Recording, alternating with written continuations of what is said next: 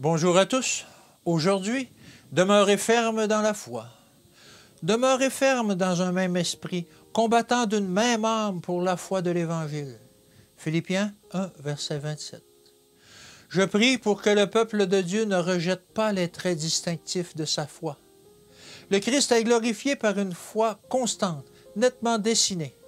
Paul déclare « Si je vis maintenant dans la chair, je vis dans la foi au Fils de Dieu, qui m'a aimé et qui s'est livré lui-même pour moi. » Galates 2 au verset 20. Le Christ doit être glorifié par la foi vivante et active des siens. Le juste vivra par la foi.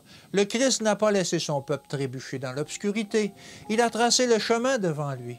Il dit, si quelqu'un veut venir après moi, qu'il renonce à lui-même, qu'il se charge de sa croix et qu'il me suive. Marc 8 au verset 34. C'est sur le sentier de l'abnégation, la voie royale tracée par le Rédempteur, que le peuple de Dieu doit voyager.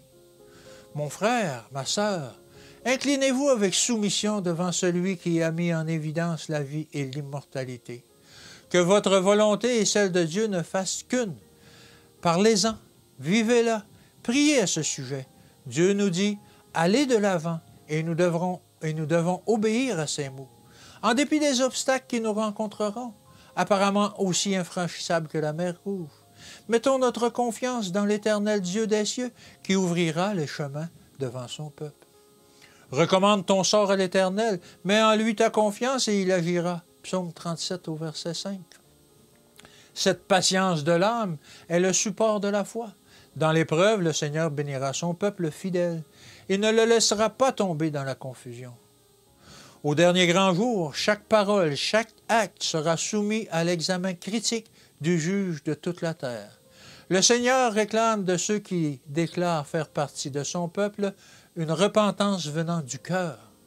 L'indulgence envers soi-même ne doit avoir aucune place dans leur vie.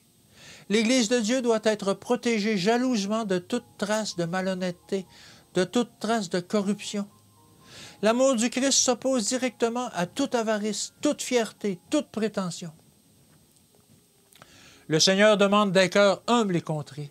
Il œuvrera par son Esprit Saint en tous ceux qui y seront sensibles, tous ceux qui l'aiment et qui gardent ses commandements.